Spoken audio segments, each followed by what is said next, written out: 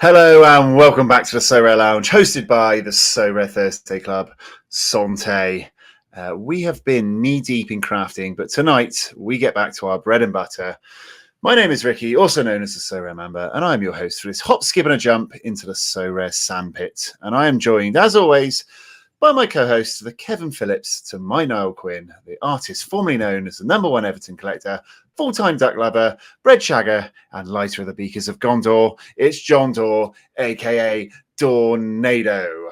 Just like the international break, we are back, even though nobody asked for it and nobody wants it. Hey, nobody cares. Nobody cares. Here we are. How are you this evening, sir? I'm good. Excited to talk about all things that are happening. You know, there's been a lot of big announcements. We've obviously had transfers flying around left, right, and centre, haven't we? All over the world. So it's been a bit of a chaos the last couple of weeks. But yeah, excited to talk about it. Yep, it is the international break. I've got the classic Euro 96 top on, Southgate on the back. Yes. Are you excited for the international break? Oh, absolutely not. Couldn't be less bothered. But I mean, especially as, I don't want to always revert back to Everton, but Everton are flying. We don't need to stop. We need to keep playing games. Okay, for anyone that was keeping track, that was 1 minute 44 seconds before Everton got brought up on the podcast. Pretty fast pace for you. But yeah, international break. International breaks are slightly better now that there's the Nations Cup and qualifiers, so you don't have as many friendlies because they are the absolute pits when you play a friendly. But yeah, no matter what. The players don't want them. The fans don't want them. Why are we doing them? Why? That's the big question. Why? You know what? One thing I would say is, okay, international break's always going to happen. I have never understood 2 weeks into the season, international break. Why? Why is this happening? Just start the season 2 weeks later and do the internationals at the start then. They're giving you a little amuse-bouche to the season, and then they've got to fit them in somewhere. And yeah, no matter what Sorare try, I mean, I don't have many options, to be fair. You just can't make an international break that exciting, can you? We'll stick a few all-star teams in, couple here, or this player's only 60, this player's only 60. Can I scrape an arena team together? People will start losing their minds on X when they, you know, it always happens. People completely lose it. I did say this. We've had the peak crescendo of pre-season when prices are hard. Trying to flatten my hand out. Prices are high, and you know sentiment's wild, doesn't it? And then it inevitably starts to dip through the season as prices go down, and you know however long you can use your in-season cards for goes down and stuff. And international breaks always good to start seeing some cracks form when people start kicking off. So we have that to look forward to. But maybe they'll do some nice daily missions. You know, they promised us that daily missions would help spice things up. So maybe we'll have some of those. Yeah, you know, I've been winning a 50 essence for this, 50 essence for that, 100 here. They're definitely improving. I've enjoyed them. They've done them the last few days, the last few game weeks, haven't they? And I've definitely snapped up a little bit of extra essence, which is useful. Definitely better than they were. But anyway, we'll get into that. Maybe we won't. Who knows? I don't want to give it all away. What we will do on tonight's show, though, catch up on some of the latest Sorare news, plus returning favourites. We've got the Who Am I quiz line up today. The suck on those toffees. I'm sure you're actually excited for that segment. This time around, we got the State of Sorare. We've got a transfer roundup special of our cult classic Smash or Pass, which is only a cult classic to me and you. But the transfer window's just shut, so that's a good one to get in. We also have the results of the mega freakish Jack Grealish giveaway. Since you actually put that giveaway out, he's probably quadrupled in price.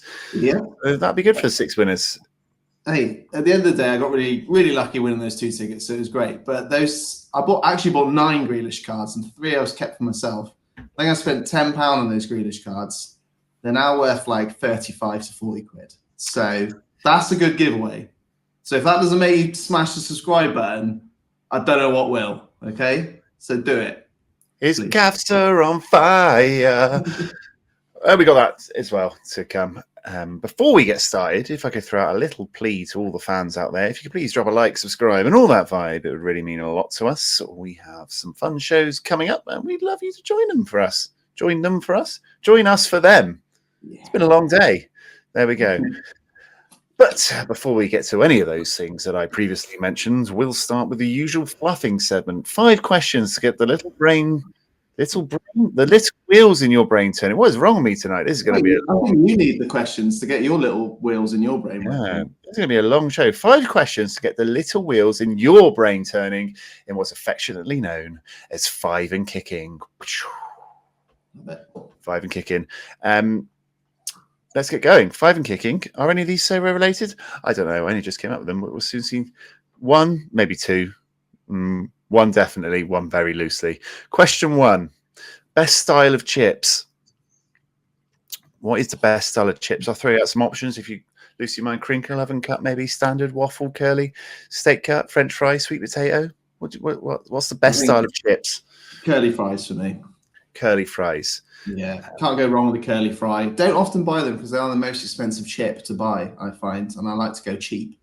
But curly fries, I would treat myself.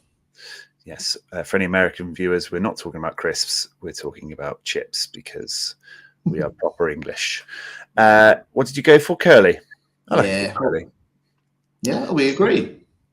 Well, my best one would be salt and chili chips from the Chinese. You are a big fan of getting chips with every meal you ever get, aren't you? Yeah, Indian, Chinese, whatever it is, get some chips with it. They're just so good for dunking. I did turn my nose up at it, but then I always am massively jealous and like to dip your spare chips. That sounds dodgy as hell. I like to dip your chips in my sauce. Okay, maybe that'll be the title of the episode. Bombshell. Let's go to question 2. Yeah, chips dipped into your curry. Oh, beautiful. Question 2. Rank these game modes from 1 to 4. Rivals, Arena, Common in Season, Daily Missions. Rivals, Arena, Common in Season, Daily Missions. Common mode, yeah. Common mode, Rivals, Arena, Daily Missions. Well, Common mode I'm going to put last. Even though I do enjoy it. Actually, maybe Daily Missions last. Well, I'll go Common mode last, Daily Missions third. Arena second. Wow, this is the thing. You're going to put Old Boy at the top, aren't you? I'm going to put Rivals at the top, but in terms of my actual mental well-being, it's probably good that Rivals isn't there because I was literally glued to that thing for lineups every hour. So maybe for my own health and my marriage, it's good that Rivals has gone. But I did like Rivals a lot, and I do miss it. So I will keep Rivals top and put Arena second. So yeah, that's my top 4 for you there. I also loved Rivals, but yeah, I spent too much time on it waiting for team sheets to come out. I just need to check the team sheet quick. Need to check the team sheet. It was fun though. I don't really like Arena, so it's probably at the bottom for me. It'd be nice to have some when they do the Euros and World Cup and the big competitions, have Rivals back like it did for the Euros that last year. That was absolute peak, wasn't it? That was so good. One of the best bits I think we've had on Sorare, the international tournament Rivals, when you're in your little WhatsApp groups of random people you've made teams with. It was the daily top score, wasn't it? So if you fuck up one team, you could still potentially do it. Trying to get in the top 5, that was so good. Oh, that was good. We were literally at the Euros for 2 weeks while it was happening as well. I wouldn't mind if it just came back for like the big competitions rather than just being an all daily, all year round thing. Like if they did it for like the Copa America, the major ones, the Euros, the World Cups, all these types of things. That would have been cool. Like Club World Cup might have been good for them to do it for that, to get the people into that a bit more. But anyway, hopefully they've got something in the pipeline for it.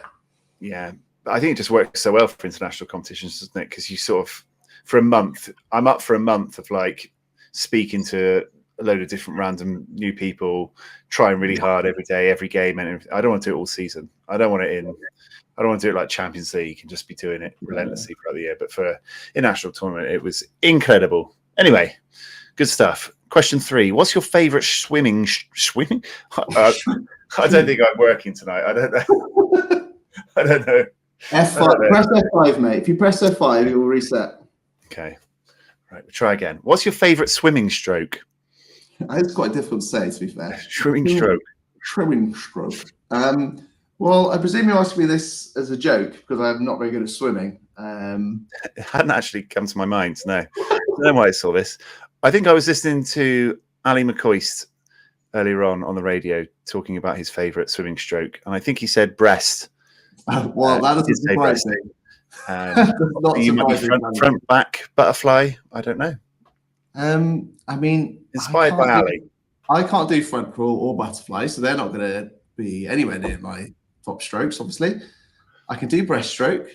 I'm going to go for backstroke, the sort of on my back one, because I just find it way easier than doing backstroke. The one on your back, yeah, that's that is correct. Yeah, yeah, but it's not like, oh, I don't fucking know, I can't swim. I'll go backstroke. Backstroke. Okay, Ali McCoist went for breaststroke, and I would agree with Ali. I do like a bit of breaststroke, just quite casual, frog-like. Question 4. Rank these video game mascots from 1 to 4 in order of how good you think they'd be at Sorare. Lara Croft, Crash Bandicoot, Mario, Sonic.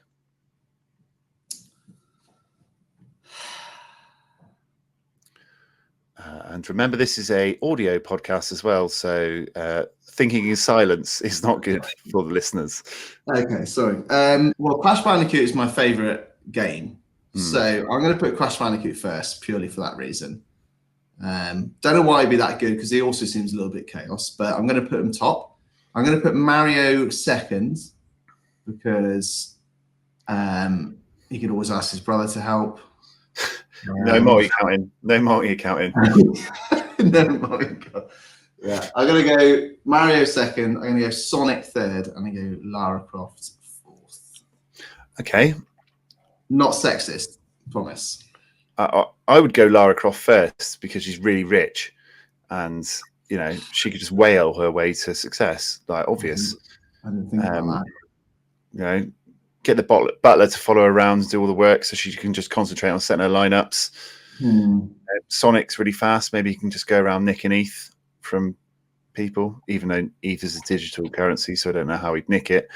But you know, Mario is a plumber, isn't he? He's not got a lot of money to his name. He's not, you know, his line of work's not going too well. You thought more the money. I didn't think of the money. Yeah. And Crash Bandicoot's going to have the Ooga Booga's going to be all over him all the time. And he just spins around a lot. I'm not sure spinning, unless you're playing the wheel, is that good for Sorare. So I'd go Lara Croft, Sonic, Mario, Crash Bandicoot. The complete opposite of what I said. Yeah.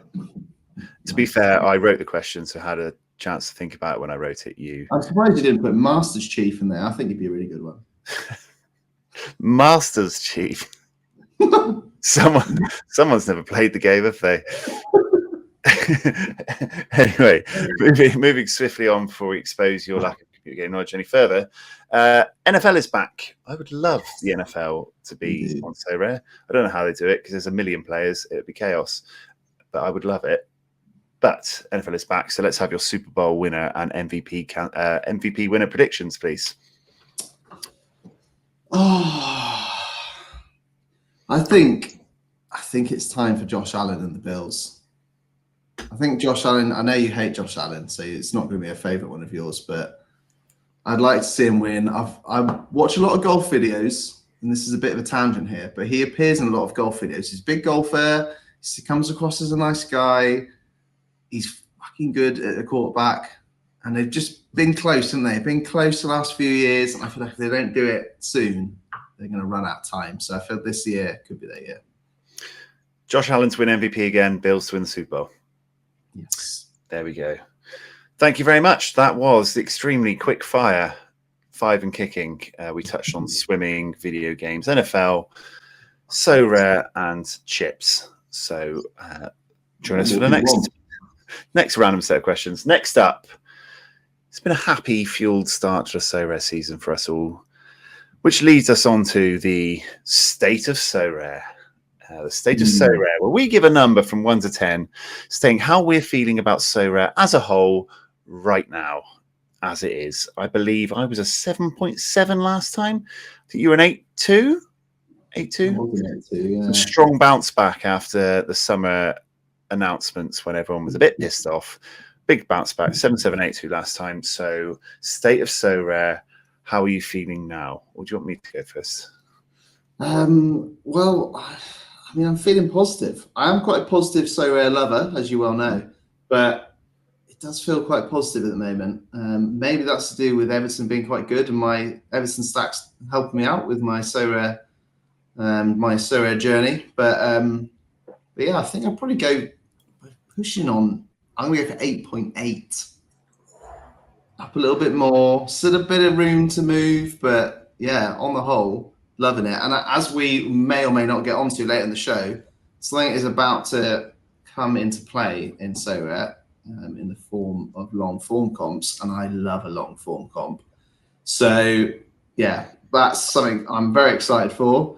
But yeah, I think it's going well. Obviously, it is a bit of a strain on the purse strings having to rebuy in-season cards every year, but it needs to happen for Sorare to continue, let's be honest. So yeah, and I think there's enough classic comps right now that I'm managing to spread all my classic cards across the board, as long as I don't waste all my essence on crafting and not realise until the day I need to enter arena teams. But yeah, I'm enjoying Sorare a lot at the moment, and 8.8 I think fairly reflects how I'm feeling.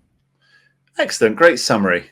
I went for 8.5 out of 10. Whoa!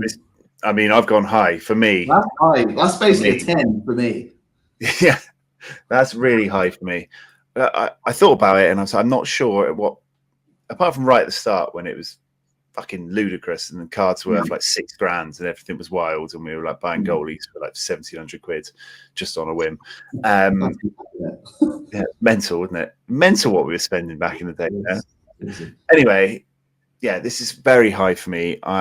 I've enjoyed the start of Sorare 26. Everyone's happy. Everyone's chatting nicely. Good old days of MSN. New crafting's been a lot of fun.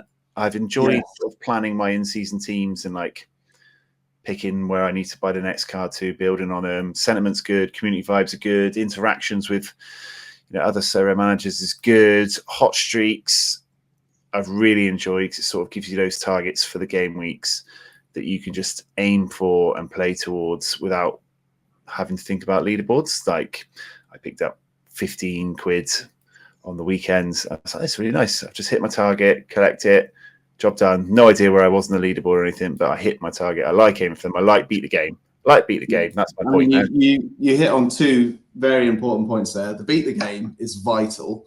And that's not just us saying that. That was hundreds of thousands of people saying, or hundreds and thousands of people saying that was required, and they did have it a little bit, but to have it across the board on all these major comps is great. And yeah, the crafting, as we've done a fair bit of crafting on our reward show so far. It's good fun. It is good fun. It feels like a bit of a gamble. Can't say gambling. It's not gambling.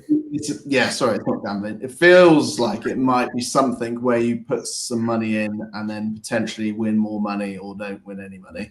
But it's fun. It's good. I think they've done a really good job on it. The one thing I would say, which isn't really a negative, but it's just I don't want them to just keep spinning so many plates, like keep adding more in, because it is just getting, there's just a lot of things going on in there, and it's sometimes difficult to keep up.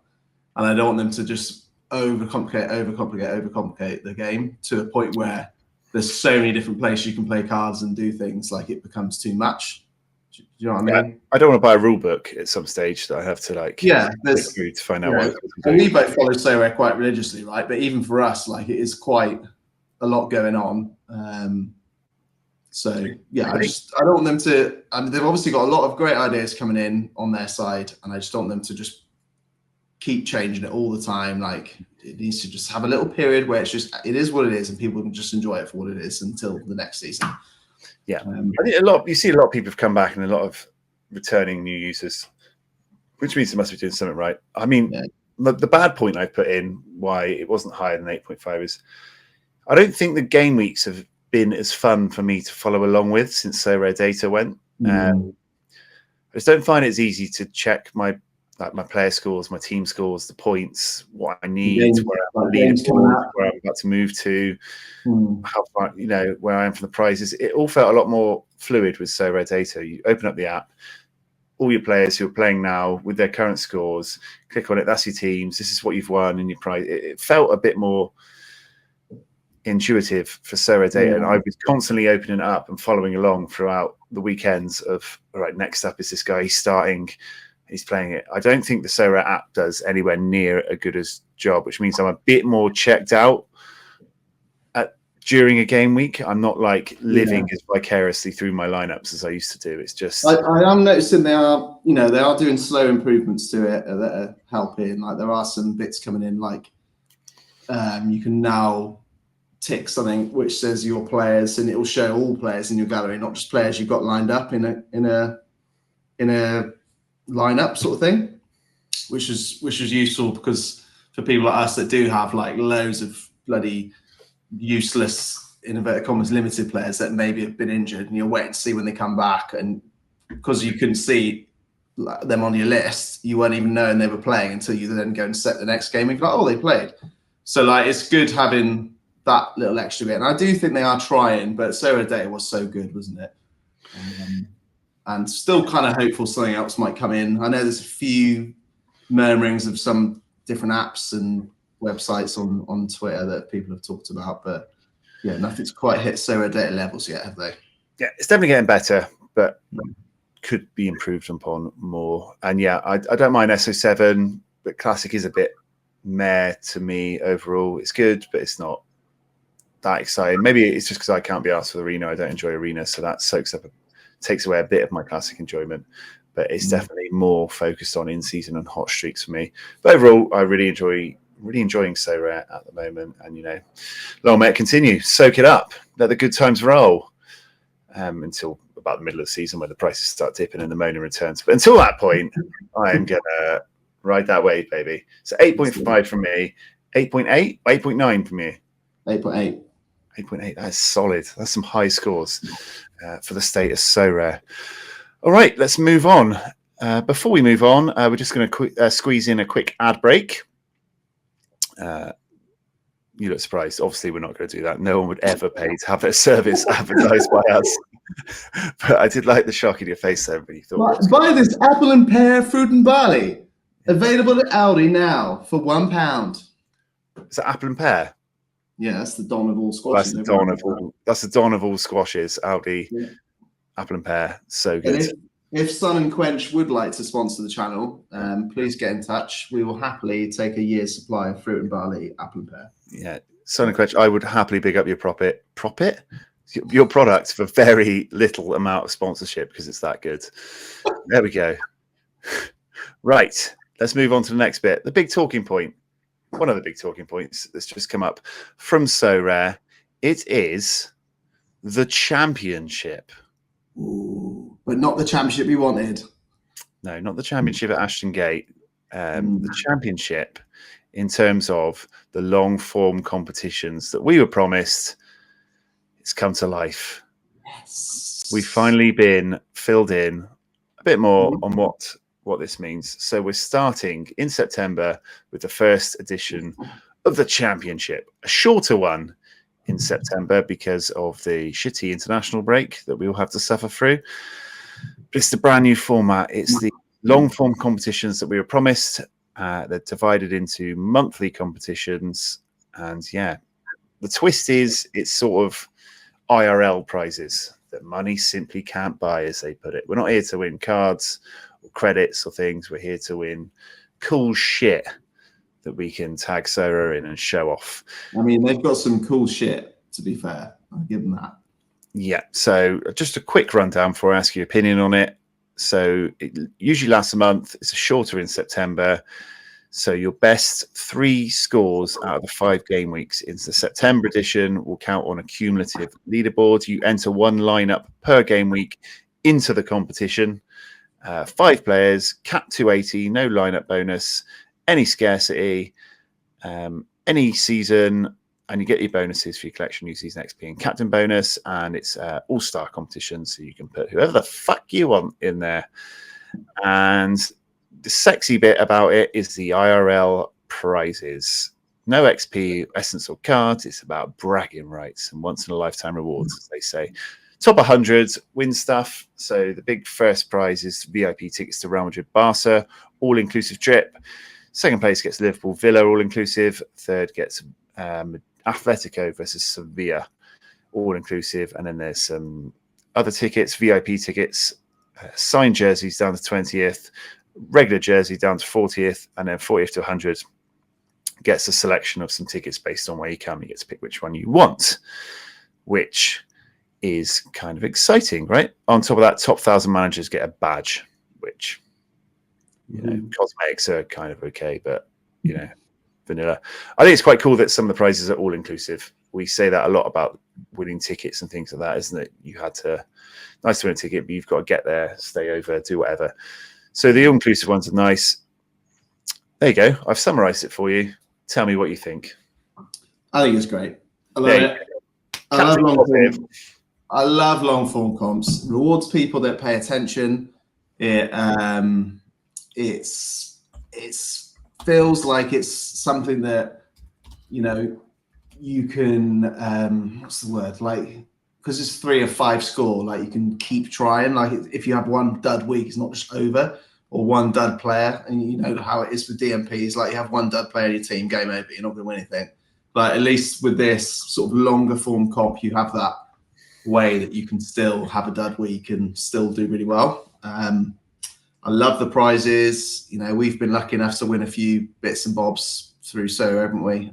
Won some nice trips, and we know how good those day outs can be. One thing I would say is I'm surprised the regular tickets aren't like a better prize than the jerseys.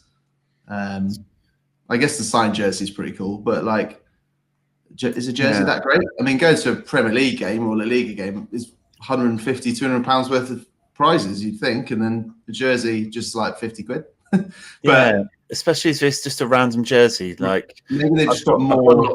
I've won lots from Sorare, but if I won like a random Nuremberg jersey, which is, I don't know, 30 quid, 40 quid. Maybe it's because they've got more tickets. Like, so this is 6. They've obviously got 60 pairs of tickets. But anyway, I think it's great.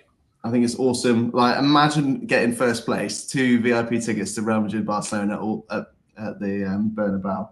Like, that'd be insane. I think this is something that people from the outside looking in Sorare don't realize how much they do things like this. Like, we've had other prizes like flying on the bloody Ace Milan flight with the whole team. Like, you can't win these types of prizes in any other fancy competition that I've ever seen. And I just think this is awesome. I do think it's sometimes, like you said, it's sometimes underplayed that like people playing 5-side football with Zidane, or like exactly, like Mbappe, or like it's once in a lifetime stuff you can win here. Like, you know, I've managed to get the VIP tickets for Everton twice, and that's something that would literally like 2 of the best days I've had ever, like following Everton or following sport. Like, it was so awesome. And that was through Sorare. Like, it would have literally not been possible unless for Sorare. And stuff like this, I think, is something they should be marketing like mad. And they probably are. I mean, yeah, but it's cool. I think it's really cool. Long form comps, I love. And I still think there's room for more long form comps. I think they could do an all full season comp in each league. Like, at the end of the day, FPL do it, and it works for FPL. Like, people love to accumulate points. They think it's a fun way of doing stuff. So I still think there's room to improve. But yeah, no, I think it's great. And there's going to be some really high-powered teams because there's going to be a lot of people after those tickets, I think. Price covers travel, accommodation, and meals up to a maximum total of £1,000 for 2 persons, 500 quid each for a flight, a hotel, and a meal. So I think they basically put that in case someone from like fucking Papua New Guinea wins 2 tickets to the Bernabeu, and it's like, do you know what I mean? Like, they've just covered their asses a little bit. It's just fair enough. But we get an EasyJet flight over, can we? Get ourselves a nice Airbnb, spend the rest on food and beer. Oh my God, it's so good. Thoughts? 100 people win prizes, isn't it? So it's going to be very difficult to. It's going to be difficult, but very, very difficult. I kind of feel like people might drop out during it. Like, maybe if they have 2 really shitty weeks at the start, they'll just be like, I'm not going to win this. I think that's, sorry to interrupt you. Seems like a fairly sensible tactic, doesn't it? I think we used to do this with some of the longer form comps, is attack it hard week 1, put a really, really good squad in, one of your best, and see how you go. And if you're high up, then you follow up with another really strong squad. But if you flake week 1, flake week 2, then you can start just putting filler in there, can't you? But I'll probably go really strong week 1 to try and see if I can put up a good total to start with. I'll tell you what I don't want to do, and that is come second, because second gets VIP tickets to Liverpool, and I do not want that. I'll be like, I've won, but I actually don't want them. So maybe you can go to the Villa end. I'll take 1,000 essence.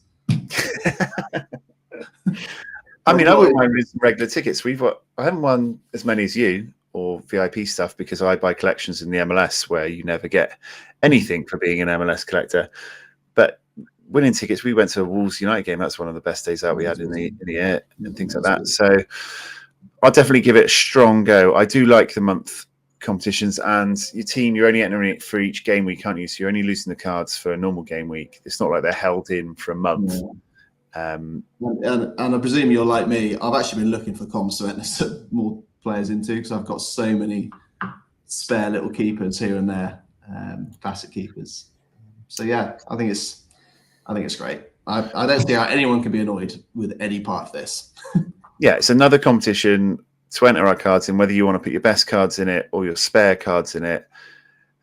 I think it's good, and it's nice that it has a different twist of prizes. It's just not just another comp where you win Essence XP and stuff. It's something really out there and desirable to win. So I think it's cool. It's going to be really hard to get anything though, because there's going to be a lot of entries. But it's a nice short month to start with, so I guess it's a good test for them. And then they do say at the bottom they will tweak stuff. So yeah, it'd be good to expand on it. Maybe it leads to like an overall yearly board, the 12 months, and then you enter the FedEx playoffs at the end for the top managers over the year. Yes. I think it long form's definitely something they can expand on and make bigger and more exciting. But this is a very good start. I'm excited. It was something when the announcement got made for Sorare 26 that we were really excited about, wasn't it? So definitely. Overall, out of 10, how excited are you for long form, the championship? 10. 10. God, you're so positive. You're so positive. I mean, there's nothing I don't like, so just give it a 10, innit? Good stuff. Well, I'm excited. I'll see you on the leaderboards. Okay, that was the championship. Make an agreement. If I get first, I'll take you. If you get first, you better take me. What if I get second? Do you still want to come? Absolutely not. I'm not interested. We'll take a subscriber. We'll wear Villa tops and we'll go to the. I have already won. Oh, I take it down. I put an English shirt. Yeah. I've already won a Villa shirt from Sorare, so I have got the uniform to wear. Okay. Next up, we'll move along. We'll move on to the next thing. Next up, a test of your memory banks as we enter the Who Am I quiz. It's time for the Who Am I quiz. Can DawNado finally get one right? Bam, bam, bam, bam. Can DawNado finally get one right? Well, I have you know, AI woman, I actually got one right after about 8 seconds last time, so give me some credit.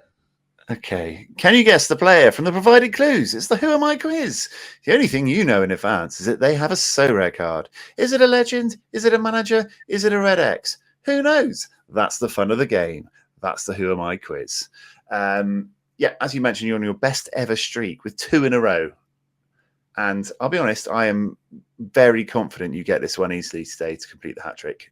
Very confident. If you haven't got it by the last clue is a sitter. So I will be disappointed if you don't get it. I do like to miss bitters on the regs, so maybe.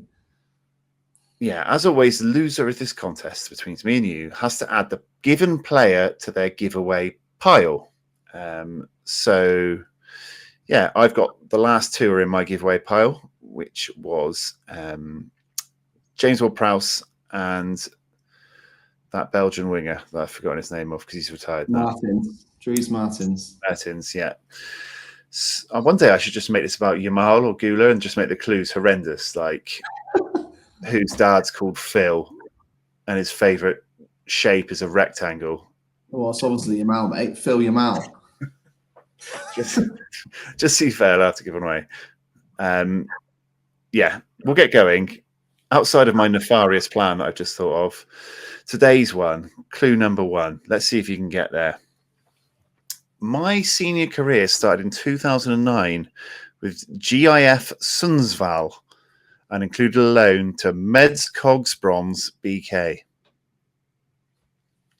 Medscons Bronze BK. Yeah, MED SKOG SBRONS space BK. Is it Zlatan? It is not Zlatan. It's Swedish though, yeah. Does he have he doesn't have a Sorare card, does he? I thought we had a Legends card, but I might be wrong. I don't think so. I have to check now. Things like that really annoy me if I don't clarify whether he has cards. No cards for sale.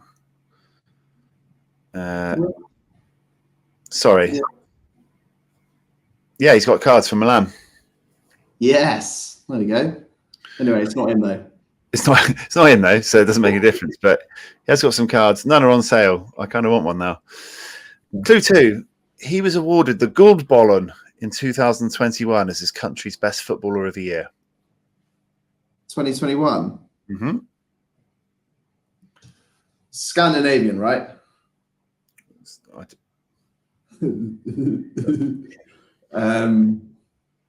Clue number 3. Ericsson. Incorrect. He's been voted his country's midfielder of the year 4 times: 2016, 17, 19, and 2021. Clue 4. He was a member of his national squad that reached the quarterfinals of the 2018 FIFA World Cup and also represented his country at UEFA Euro 2016 and 2020, the latter of which he scored 4 goals in 4 games. In 2020 at the Euros. Mm-hmm. Scored 4 and 4. Clue 5. Wait a minute. Give me a freaking minute here. After this clue, you can have a minute. Okay, Clue 5. On Sorare, he has a custom series card, a vintage card, a summer edition card, and cards from 2 teams across 5 seasons. Can you repeat that, please? The last clue. Yeah. On Sorare is a custom series, a vintage card, a summer edition card, and cards from 2 different teams across 5 seasons. The vintage card. Is vintage the one that they just did from MLS? I don't give you the answers. I give you clues. You have to figure it out. Oh, no. Forsberg. Final answer? Yeah. Correct. Yeah. Yeah. Yes. I knew he was a fucking Swede. I was on it from the start. I think the last 2 clues might have got you there if you hadn't got there yet. That's clue 6. His career path is Sweden, Germany, America. And clue 7. His favourite drink gives him wings. Good one. I knew it was Sweden straight off the bat. I just want to think of some legendary Sweden players. Yeah. Did you think it was Sweden straight off the bat when you went Christian Eriksen? Well, I went Danish after that, but I said Zlatan first. Zlatan was my first guess, to be fair. I was thinking Sweden. Congratulations. 90 international appearances, 21 goals. Won the Guldbollen in 2021. I've no idea if I'm saying that word right, but, you know. Sounds right to me. Midfielder of the year for Sweden 4 times. Quarterfinals of the World Cup, Euro 2016 and 2020, 4 and 4. Yeah, he's got the custom series card from Sweden, the vintage card from this season's MLS, summer edition card, and obviously he's got the Germany and MLS cards across 5 seasons on Sorare. Sweden, Germany, America was. If Sweden honestly not having any other better midfielders than him in the last, I guess. I mean, I'm not trying to be horrible. I mean, he's a good player, but like best Swedish midfielder for 4 years out of 5 years. That's pretty impressive behaviour. Malmo to Leipzig to Red Bulls. Yeah, That was it. good player. Good player. Anyway, got it. Well, hey, woo-hoo. Well done, mate. So that's on my pile as well, alongside the rare and super rare Dries Mertens, a JWP, and now a Forsberg. So I'm going to have to make the next one really hard. So you have to give something away. Yeah, I'm surprised you didn't make this one really, really hard, to be honest with you. Speaking of giveaways, should we do half of your Jack Grealish giveaways as we're talking about giveaways? We said giveaways like 11 times in the last 2 minutes. So should we do a giveaway? Yeah, sure. Let's do it. I need to share my screen. Bear with me. Just sprung that straight on you. Yeah, so as I mentioned before, decided to do a little cheeky Grealish giveaway to celebrate winning the 2 tickets to go to Bramley Moor for the first time. The Hill Dicky. Me and you went up for the first game last weekend before last, Everton Brighton. Yeah, so let's see how we get on. Ooh. Okay. And the wheel has selected Birraman. And I'm writing this down at the same time, so I will inevitably forget. Birraman. You have won. Winner. Grealish. Birraman. Congratulations. Right, next one. Remove.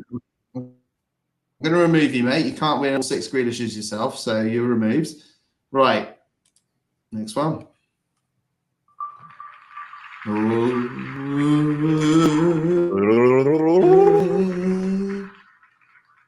Oh, Dragon. Do you reckon that's about Dries Martins? It probably is, isn't it? Dragon Dries. You've won Jack Grealish. What a victory for you, Mr. Dries. Okay, the third one for this little cheeky bit here.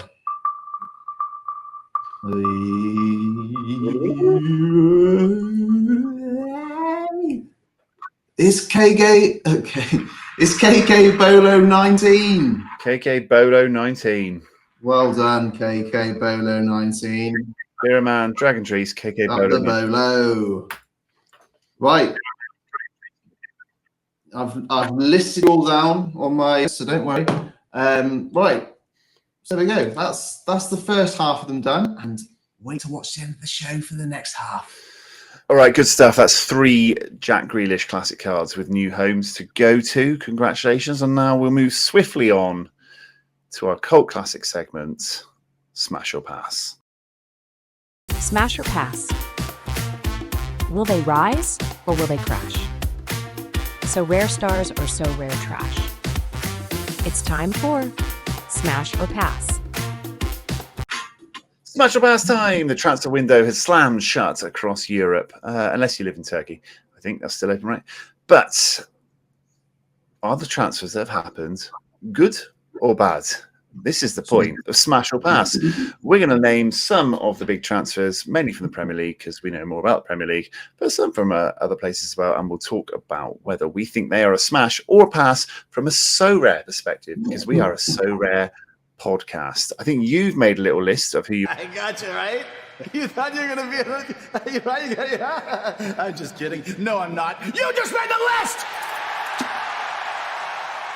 you want to talk about. So if you fire the names out to me, I'll bring them up on screen. Then we'll talk about them and we'll give them a smash or a pass. So first name, please, sir. So yeah, it has been chaos, isn't it? We can all agree it's been absolute chaos in this transfer window, and the deadline day was also chaos. So I'm going to start with the most chaos transfer that happened. Alexander Isak. Going to Liverpool. Don't like to talk about Liverpool players, but we can't do a transfer show without mentioning him. 125 million British transfer records, Premier League, I believe. I think that was what was announced. Yeah. Obviously, went on the entire transfer window. I know there's probably loads that goes on behind the scenes with transfers, but it just always baffles me how these things end up going right until the last possible minute. Like, that's been so disruptive for Liverpool and Newcastle, which I don't mind because I'm an Everton fan. But surely just pay that the extra 3 or 4 million, whatever, to just get it done earlier. Surely it's worth it. I don't know. Makes no sense to me, but maybe I don't know what goes on. But from a Sorare perspective, from a looking with your eyes perspective, he's pretty good at football, right? Yeah, you can see he's had 2 days ago. So he's had a little spike when the news that he's probably going to go to Liverpool, and it's actually going to happen. He's hitting £73, auctions for 85-ish quid if you want a brand new one to yourself, nearly 90 quid. So a decent amount of money, about half a Harry Kane. Yeah, scores-wise, a lot of decisives, good patch of high scores there. And I don't like to say this, it hurts my mouth to say, but he's probably going to the best team in the country, the favourites of the Premier League. Really, really strong depth team with, you know, a lot of creative attacking players. So I think he probably gets more chances at Liverpool than he did at Newcastle, who are also a good team, but it's kind of scary. So yeah, I don't like it. I don't like it at all. Anything I guess I'd say is it's just more mouths to feed at Liverpool, so maybe it's just not quite as, I don't know. But, you know, Salah's going to take the penalties still, for example, I'd imagine. You know, also they got Ekatike. Ekatike, I think, is an inferior player to Isaac, but Ekatike started really well for Liverpool, isn't he? He's scored 3 and 3 for them to start the season. He's hit the ground running. So yeah, it's going to be interesting to see how they line up with the Ekatike is about £45. You're getting about £40 discount on him. Gyökeres is about 70, so 15 or so less. Other big signing up front was Sesko, who is less than £30. You just hate to see it, don't you? Gakpo, Isaac, Ekatike, Salah, Wirtz. Buemo 47, Wirtz is 70. What's a Salah cost you? Salah costs you 78. So he's the most expensive. Yeah. I mean, TK started very well, so there could be a bit of early rotation before he's completely settled in the team. Will Ekatike just go out and play wide? Will it nudge Gakpo out a bit? I don't know too much about how the Liverpool forward line is going to line up, but if it clicks, if Wirtz and Isaac click with the rest of the players that are already there, it could be really frightening. But he's a lot of money. Is there better options in the Premier League? Is he going to be a smash or a pass from Sorare terms at Liverpool? Massive pass for me. I think Liverpool are going to be relegated this season, so I'm not interested in that whatsoever. I think he's a pass, a smash. Sorry, not pass. I was thinking pass like when you pass your test at school. Smash, because they're in all the competitions. They're going to go deep in all the competitions. He's got international utility. He costs a fuckloads of money, but I just think he's going to reign decisives. I do. It's going to be, yeah. It's interesting, isn't it? They've spent 400 mil in this transfer window. So pressure's on. They got to win the league if you're spending that sort of money, but it's quite likely they will. Yeah, he's not been training, so maybe he doesn't start the first couple of games after the international break. Maybe he gets a little bit of a dip. Yeah, maybe, but he is playing for Sweden, isn't he? So I guess that he's going to be used in his Sweden games as a little bit of like get a bit of fitness back. At the end of the day, you're not breaking the transfer record in England for someone to come in and not start. So I think he's going to be starting. I don't know how they're going to do it. Has there been some rumours about Isaac saying he'll play on the left side? But I mean, Gakpo's been doing well for them as well. So it's a very, it's an interest. I guess it's a good issue to have so many good players, but also I feel like it can be a hindrance if you have way too many.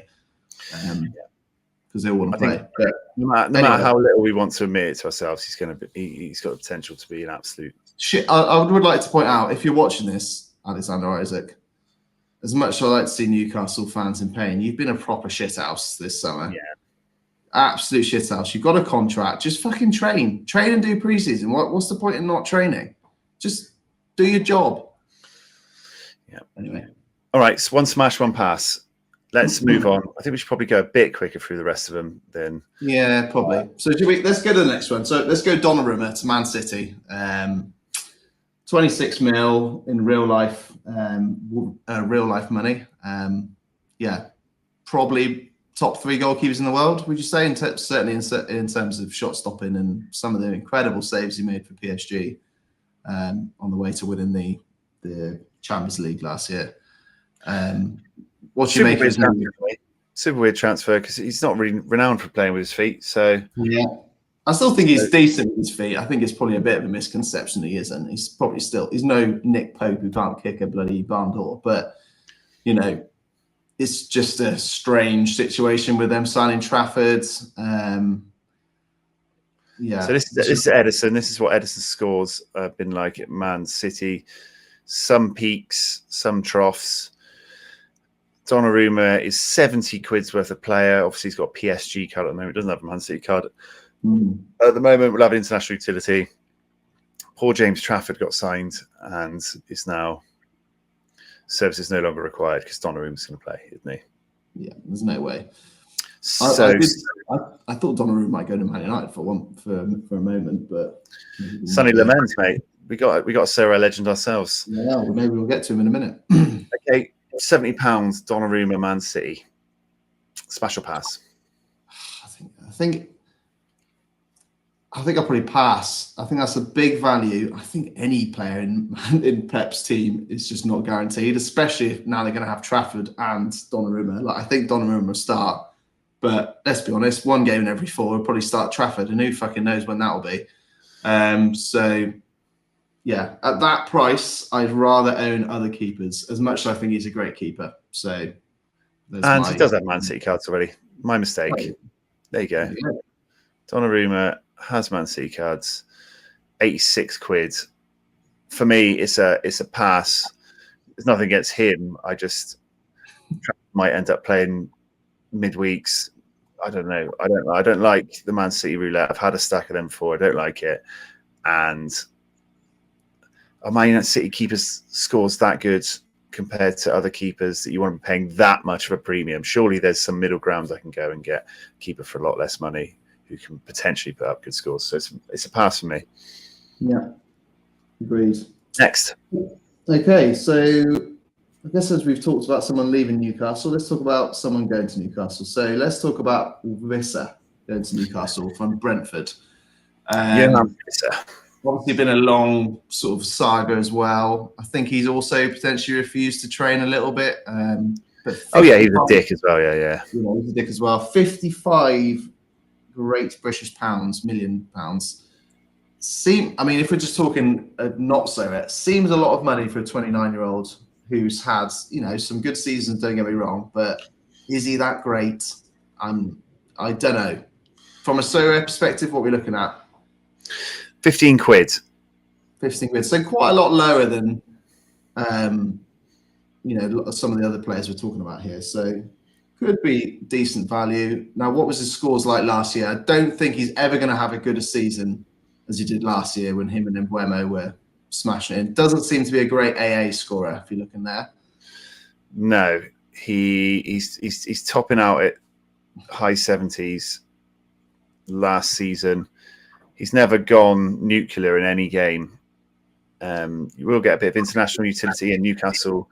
You would think are probably better than Brentford in creating chances, scoring goals.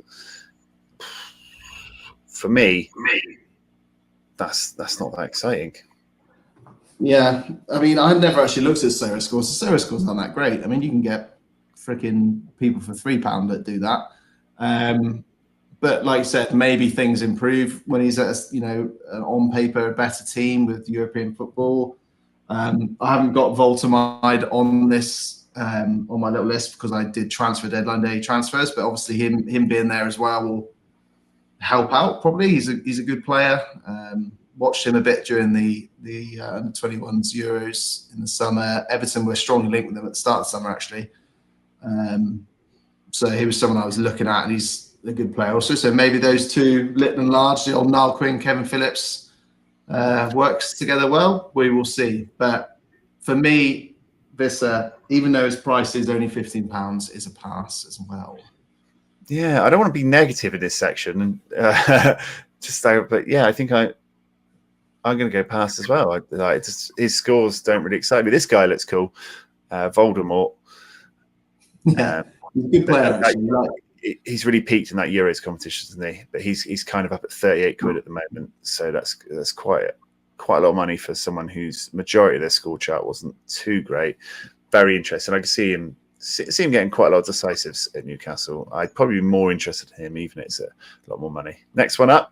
So let's move on to someone that I think you especially will say is going to be a big hit, and that is Lamens. Yeah, I was already saying his name in.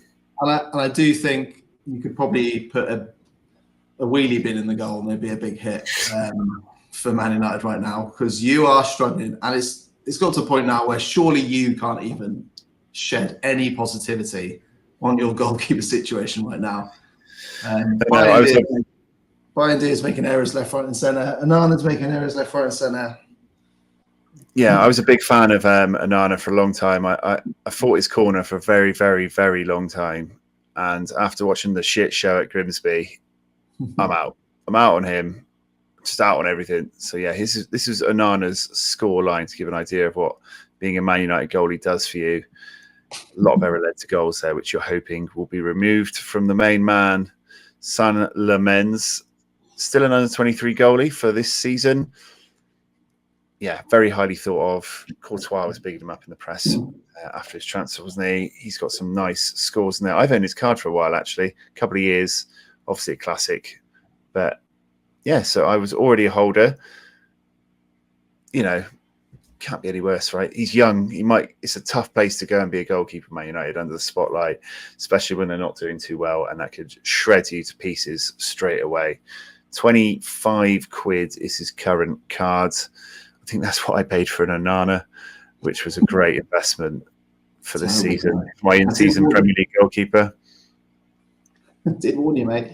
I must say, I did see a video on X earlier. Lamens also has an eye for goal. Scored a header for Anderlecht's under 21s or something back in the day.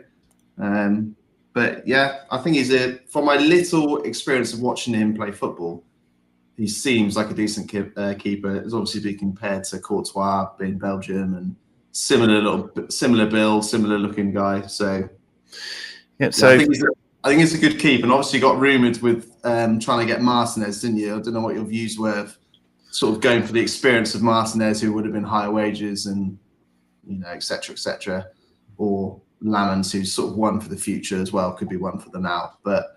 Yeah, I like the. I always do like going for the younger one when we're trying to rebuild and look towards the future. Look for having some value in the players, even if they don't end up being long-term Man United players. I don't really like Martinez either because he's always been a bit of a dick, isn't he? And he's got a Rick in him as well. So maybe I am blinded by Sorare headlights because I knew who this kid was from Sorare, and that's why I thought he was the better option. If I'd never played Sorare, I'd have no fucking idea who he was. So that might have changed things a bit. Yeah, he's going for about 37 quid in his Man United kit, and he went for 25 quid in his Antwerp card. Although, actually, he'll turn into a Man United card when it's open, won't he? So it's best off buying the Antwerp one because it will say, do you want to change to the team, won't it? So save yourself a tenner and buy the Antwerp new season card. But yeah, I think, he's got the keeper tax. He's got the Premier League tax. £25 about right for it. Presumably a starting keeper in a couple of weeks. He might not go straight in. But I think I'm going to say he's going to be a smash just purely because it can't get any worse, can it? Yeah, I mean, 27 quid is the Nottingham Forest goalie as well. Donnarumma is double him. I'm going to say smash. If United he doesn't have midweek utility, and he's not getting in the Belgium squad anytime soon, is he? So a bit less utility for card, but for half price, I think I'm going to say smash. Let's bring some positivity to this section. Smash.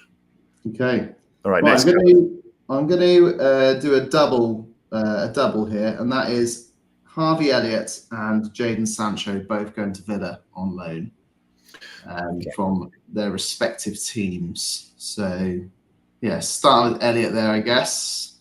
Obviously, a dirty cop-out, which doesn't help things, but I think in his brief appearances for Liverpool and his Euros he had for England under 21s. Like, he showed he's got quite a lot of skill. Maybe hasn't got the chances that he wanted or could get at Liverpool. Going to a decently well-run team like Aston Villa, who've got European football, I think will probably go quite well for him. I don't know what his value is in terms of comparing to other cards, but what we're looking at there. 14 quid, I think he was going for. 14 in season. So it's difficult, isn't it, to judge in-season prices now, because everyone seems to be, £10 minimum really for a decentish card. So it does seem that, to me, he could potentially go up in value there at that price. I think I might have to start playing like good cop from the Liverpool side of things, just so we've got a bit of balance in this podcast, so we don't just drive away any Liverpool fans from watching us. I think he's a good player, isn't he? But it's hard to know whether he's going to start. There's a lot of options for Villa in that area. Is he going to start all the time? Is he consistent enough for you to be able to pick up and play? For me, I think he's good enough. I just don't know. And it's difficult because he's been playing for Liverpool for so long now that he hasn't had any chance to show any consistency, because he's just always playing bit part role and never seemed to quite break through. But I do feel like, he could probably have started at lots of other teams in that time frame and been a key man. So we'll see. Jadon Sancho, your ex-lover. What do you make of him going to Villa as well? Obviously, you like to send your off-cuts to Villa these days, with Rashford going there last year and Sancho this. I think he's shit. I don't think he'll be very reliable there. I don't think he'll be able to predict when he's going to play. I don't think he'll bring the house down. He'll get the odds decisive. Like, he just doesn't show me enough consistency. Finished the season okay last year. Lot of yellow in there. I wouldn't be very interested in Sancho at whatever price he was. I do think Harvey Elliott has got the potential. So I would go smash Harvey Elliott, Jadon Sancho, fucking put him in the bin. Shit. I'd agree with you there. Not consistent enough. We've not seen any consistency from him since he's come to the Premier League, have we? So, right, any more for me? I pass over at Villa. Sorry? That was a smash and a pass over at Villa. Yeah. I have included Kolo Muani to Spurs on loan from PSG. I believe it was actually on loan from, because he went on loan to Juventus last year, didn't he? I think he announced he wanted to stay there, but they didn't want him. So, well, they couldn't afford him, perhaps. But yeah, gone to Spurs. I always rated Kolo Muani when he was I think he was at Eintracht Frankfurt, wasn't he? A couple of years ago, doing really well there. Started with a nonce card, didn't he, in Sorare? Well, yeah. Sort of lost his way a bit by going to PSG and being like having to compete with so many good players that, like a lot of good players, lose their consistency of playing every week and et cetera, et cetera. I'm not sure how he did at Juventus last year. I'm not going to pretend that I watched him play any football, but I've always rated Kolo Muani in the times I have seen him. So I think he'll do well at Spurs. Obviously, Richarlison started well this season. They do have what's his name as well, Solanke, and they've got other good options on the wings as well that could probably do a job. So it's got a lot of competition for places. I think it's only a loan, but a lot of loans are like loans with obligation to buy now because of PSR. So it might be that he's going to be a purchase. So yeah, we will see. But I think he's a good player. Price wise, what are we looking at there? 25 quid. It's quite dear, isn't it? It's quite good. I like him as well. I owned him for the Club World Cup. But yeah, I think he could do well in Spurs', the way they play. I don't know if he's got the greatest AA game. He obviously had an all right Club World Cup. 43, 37, 28, 23 for the old PSG cards. I do quite like him. I could see him taking off there, but again, there is competition once Solanke's back as well. Charleston's doing well. This is one that I would be properly on the fence with. 23 quid. I'm going to say smash. So you can make a decision based on that. I'm going to say smash. I think it is a little bit of a premium price. And maybe it drops a little bit after he doesn't play maybe the first couple of games, and maybe try and pick him up for around sort of 17, 18 pounds rather than 25. But I'm going to say that he's going to do well at Tottenham. Yeah, all right. I'm going to go for smash as well then. Sort it. There you go. I have a few more here, but I think one of the ones that's going to be a main talking point from a Sorare standpoint is Arakadare, who's gone to Wolves. So the Genk striker, I think it's Arokodare. Tolo Arokodare. Yeah, that's the one, mate. Perfectly pronounced.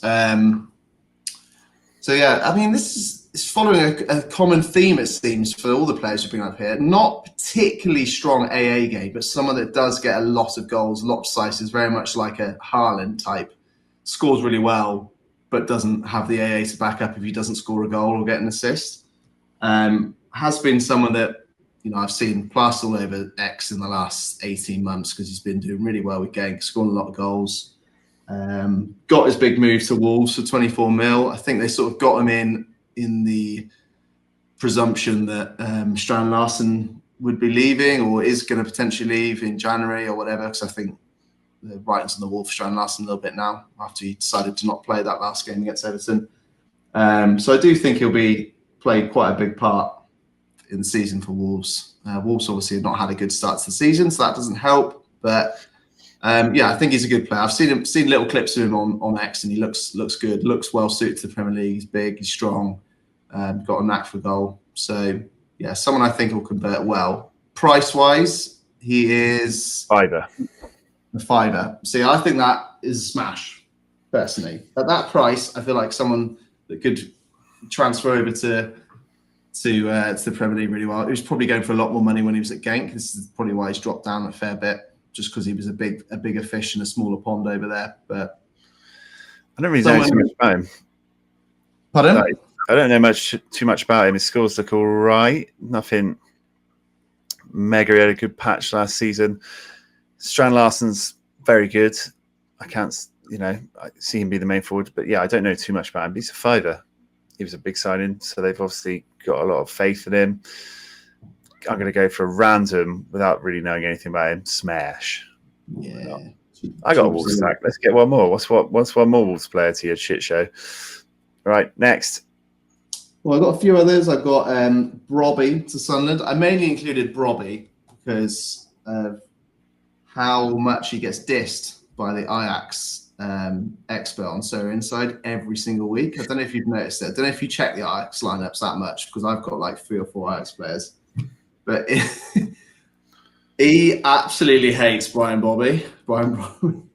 He's always going on about how he's absolute shit. Gives him a terrible nickname on his Sorare Inside analysis every week.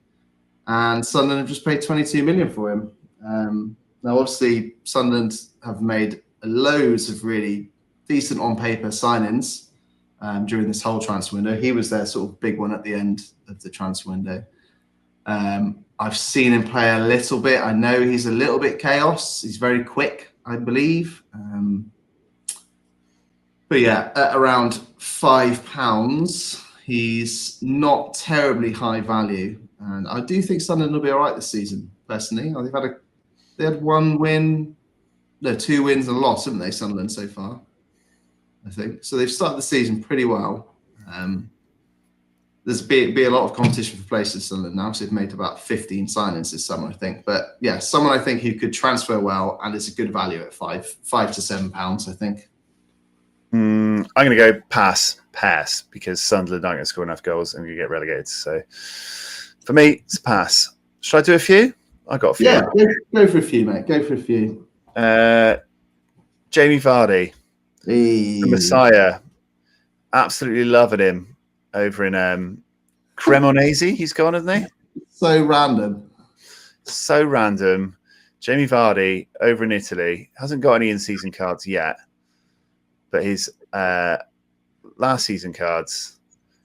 Well, I guess he won't have any in-season cards, will they? Because they're not producing the Serie A cards this season. Yeah, so he's just going to be a classic card. Quid, Jamie Vardy Cremonese.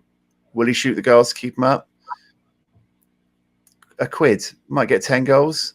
Is it Cremonese Serie A or Serie B? Serie A, aren't they? No. Pretty sure they're in Serie A.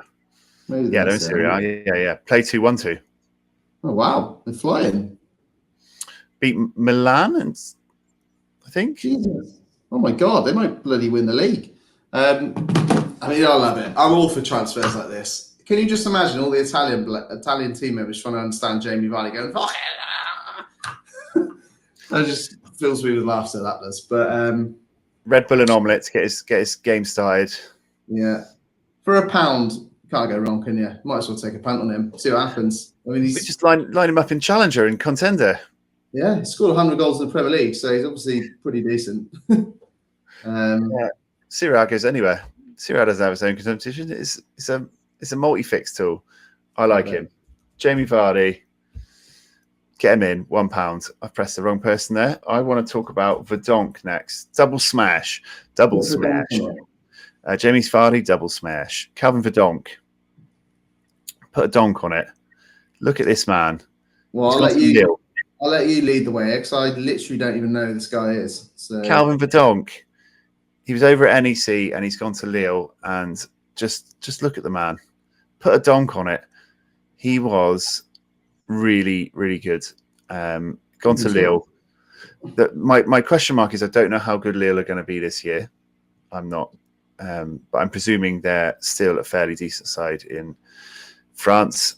And he's going for about £6, £5.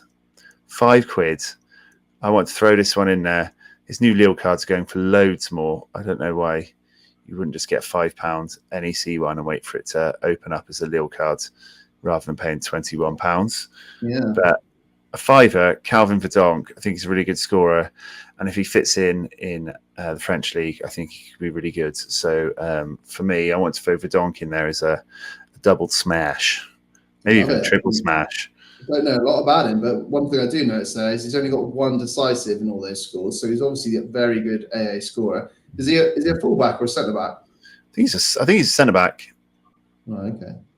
Well, I don't. They've obviously sold Diakate, didn't they? Because I own his classic card. They sold Diakate to Bournemouth, so there's a space open at centre back there for Lille. Like I said, I don't know how Lille are this season. Though they got rid of Jonathan David's gone to Juve, so they've obviously having a bit of a rebuild there at the moment. But yeah, I like those scores. I think he plays centre back or centre back. I like peaky defenders. He also plays for Indonesia, so that's the best international utility you can get. Let's give you Anthony as well. Now, famous member of the bomb squad has disappeared to Betis. Did really well for Betis in the last season, right? Double hundreds in a row there. Was a really good player.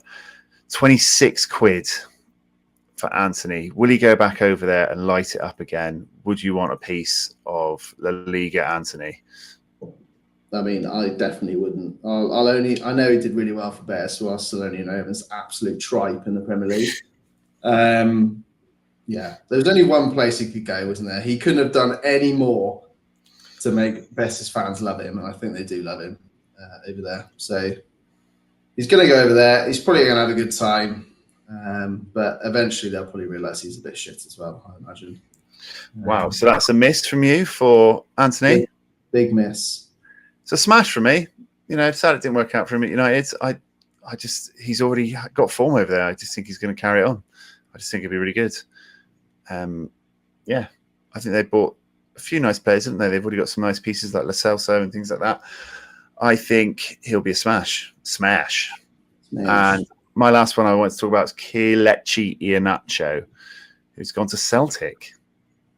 Yeah, a bit random this. I actually own one of his classic cards, and I own loads of Celtic cards, so it might work out for me. It's confusing because he went fucking forever without getting a goal. Yeah, he was at Borough, wasn't he, last season? And I was kind of hoping that would be his little comeback after he went to Sevilla the year before and did naffle. But he didn't really nail down a place at Borough, to be honest, and it makes me doubt whether he'll nail down a place at Celtic. He is very much living off his Man City days still, isn't he?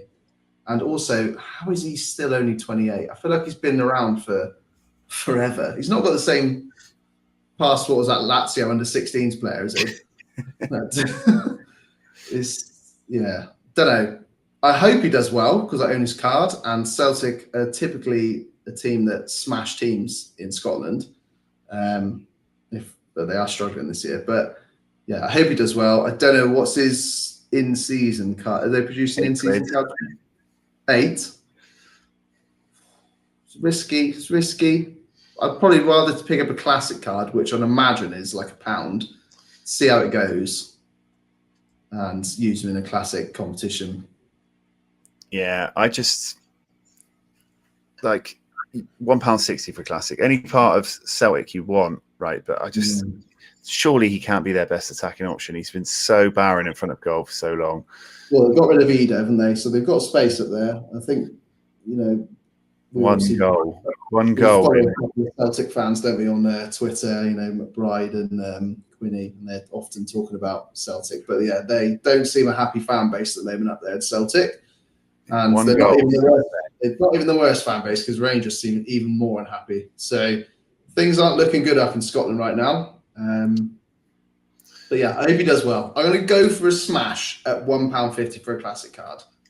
I'm going to go for a pass. Like 1 goal in forever. I just don't. Not for me. All right. Anyone else, or should we call smash or pass over there? Well, we've signed Merlin Roll from Germany, Everton. I think he's probably the next coming of Lionel Messi. So I'm going to go for smash for that. And other than that, we can end. Okay. We can talk about him in the next section, because the next section is the Everton performance review. Here we go.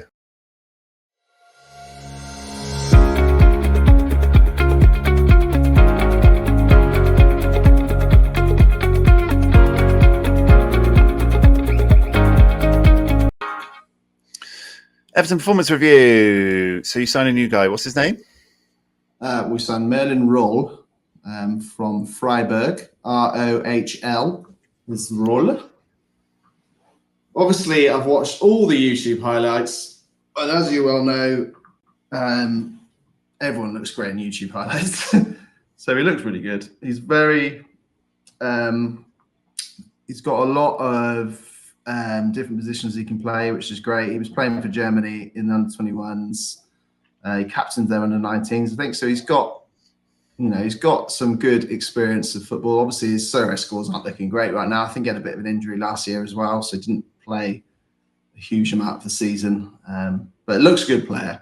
But, I'm more excited about the most of the other players we signed during this window. So Jack Grealish, obviously, we've talked about. Dewsbury Hall's been flying. Diblin we've signed, who looks like to be one of the greatest, one of the really good young prospects for England at the moment. So that's exciting. We signed Barry, who's still got some, still raw and 21 years old. But he looks like he's got some good skills, good talents to hopefully score some goals for us. Who else did we sign? Grealish has annoyedly started quite well when I called him the bust of the season. Yeah. So at the moment, I see the pendulum swinging your way. And I signed a Barry as well, who could be the bust of the season because he's been shite so far. Signed the wrong card. Started one game, give him a break. But yeah, we are cooking at the moment. Let's be honest. We had 3 wins in a week. We beat Brighton at home. We beat Mansfield at home in the Cup, both to 0. And then we beat Wolves away on the weekends. 3-2. Could have been more. Made it a bit bad for ourselves the last 10 minutes because we conceded a scrappy goal. But yeah, things are looking up for Everton at the moment. It's very nice. It's probably the most positive I've felt as an Everton fan since we started this channel. So you're always quite positive as an Everton fan. I am always quite positive, but even me was quite depressed the last few years fighting relegation. But yeah, we've made some good signs. Obviously, we had 5 loan players last season and 4 players out of contracts. So we had 9 players leave. We made 9 signings this summer. So we've had a busy summer. Could have done. We were crying out for signing a bit more defensive cover. I kind of feel like we need another striker that was experienced as well, because Beto being our most experienced striker is not not ideal. He's got a few goals for us, but he should be our most experienced striker. So yeah, I do think we rely on our midfield contributing a lot of goals, which they are at the moment. Dewsbury Hall, Ndai, Grealish is probably the best three behind a striker I've seen at Everton for potentially my whole life supporting Everton. So it's I know it's early days, but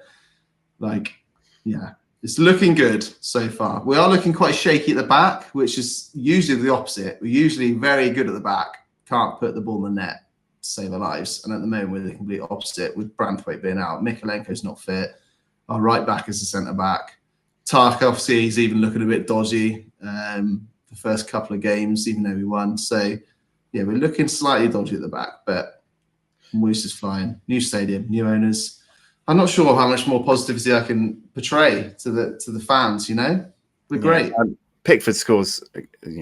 L5 is now 74. The eye test when we went to see Brighton, Tark looked really, really, really dodgy and completely off it. But Grealish did look very good. Unjai looked incredible. I think you're probably a bit lucky to get out of that game with a win, based on Danny Welbeck being horrendous. If you based on the extra stats and the shots, but attacking wise, I think there's a lot more to be positive about Everton than I thought before. Like you said, Grealish and Gi in behind. Dewsbury Hall looked very good. Dwight McNeil being kept out of the team, the darling of Sorare. Dwight McNeil season now. Thank God I don't own 10 of his cards. But yeah, you got Miko and Tark, not Tark, Branthwaite's come back, which should help at the back. But yeah, very impressive. Our best defender so far this season has been Michael Keane, and that says it all, because he was almost dropped. It almost left the club in the summer, got offered a 1-year deal to be our fourth string centre back, because we were going to sign a right back, but ended up not signing a right back. So now Jacob Bryan, who's our other centre back, is having to play right back. Branthwaite tore his hamstring. So he's ended up playing, which is funny, really, because we've gone through all this last 10 years, new stadium, and we ended up starting with Michael Keane, which is funny, really. But he's doing all right, bless him. But I was saying this to potentially you, potentially someone else, I can't remember. But we've had players like Grealish, like Dewsbury Hall, like Ndai, occasionally in the last sort of 20 years, but we've only usually had one of them. So defenders can double up on them, try and just negate that threat of that one player, and pretty much it's quite easy to deal with Everton. But the fact we've got all three of those players right now, we're causing absolute havoc for defenders, because if Grealish gets double teamed, then Ndai will just dribble through your whole team. If either of them, then Dewsbury Hall will do something. It's great. It's great to see. I'm loving it. I'm trying to not get too far ahead of myself. I know how things can go as an Everton fan, but yeah, things are looking good. Yeah, I thought Jacob Ryan looked all right. He's very cheap as well. It does look like he's got a bit of a goal threat in him. He's up there a lot in about the box. End of last season as well, could have scored a few. So he's very cheap. He'd be a random punt that might be worth taking a go on. Yeah, the new stadium was good, wasn't it? New stadium, I don't know if we talked about it on the show. We might have touched on it briefly on a couple of podcasts, but yeah, it's really nice out on the docks. Obviously, the area is going to flourish now that there's a nice, massive football stadium in the middle of it, and it should be. We found some nice old school bars and pubs, didn't we? That we went and had a few pints in, and you celebrated a Man United goal in one of them. Yeah, I pretended like I was about my FPL team, because I shouldn't be supporting Man United goals in Everton pubs. Very cheap, very nice stadium. Yeah, very busy for the first game, wasn't it? So, yeah, be nice to go back when it's not quite as mental, I think. But looking good for you. Let's hope it continues, I guess. I'd rather you were happy on podcast than not. Thanks, mate. That's the nicest thing you've ever said to me. Yeah, well, when you were nearly getting relegated, you were grumpy shit each time we recorded. So this is better. Yeah. All right, that was the Everton performance review. We recommend Everton attackers for the first time ever. That's got to be it. Buy those Everton attackers, and I chucked Jake O'Brien in there. Looking good. And some players come back as well, especially at the back. So, yeah, there we go. That's the Everton performance review. Let's finish the Everton performance review with your last three Jack Grealish giveaways, and then we can get out of it. Love it. Nice to see we've kept it nicely under an hour and a half. Beautiful. Right. Is that showing for you? I can see the wheel. Right. Are you ready? I am ready. Okay, Let's go. good. Right. This is appearing a little. It is appearing a little bit laggy on my screen, so apologies if you're watching it. It's a bit laggy, but I can promise you it's working. Right. Boom. Boom. So this is the final 3 Jack Grealishes. We have got obviously a Celtic fan, I'd imagine. Not having a great time supporting his team at the moment, but he has just won a Jack Grealish. You could buy a Kilachi in actually if you want. Hoops winners. Good on ya. Yeah, I'm just writing it down before I forget. Hoops winners. Okay, well done, Hoops winners. 2 more to go.